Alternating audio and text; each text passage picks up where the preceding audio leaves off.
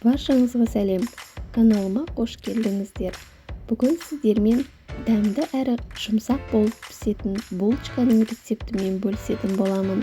Видеоны соңына дейін қарап, лайк басып, тіркелуді ұмытпаңыздар.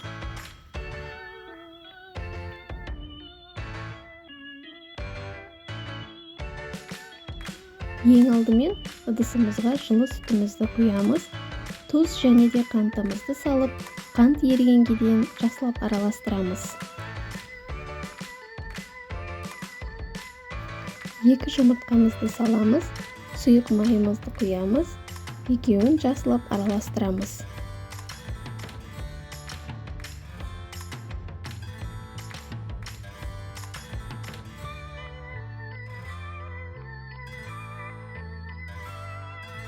Үстінен ашытқымызды саламыз, оны да жақсылап араластырамыз.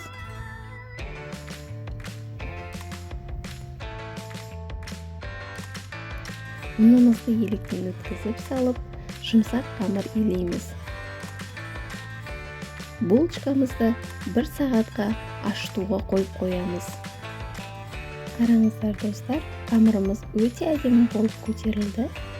Қамырымызды майда бөлшектерге бөліп 10 минутқа қойып қоямыз.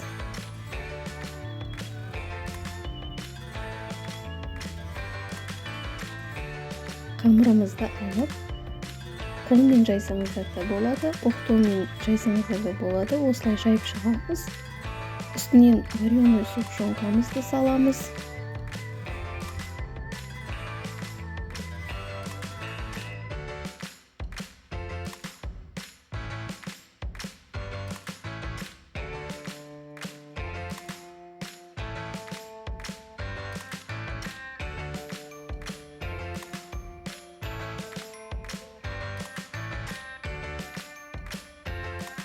Барлық булочкаларымызды осылай орап, үстінен жауып 5 минутқа қойып қоямыз.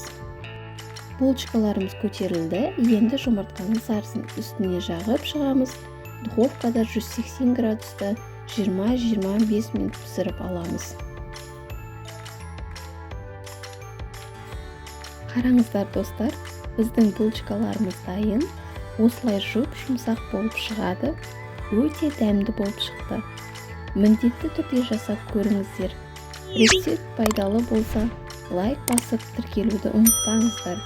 Сіздерге алда көп дәмді әрі пайдалы рецепттермен бөлісетін боламын. Сіздермен бірге болған Наира.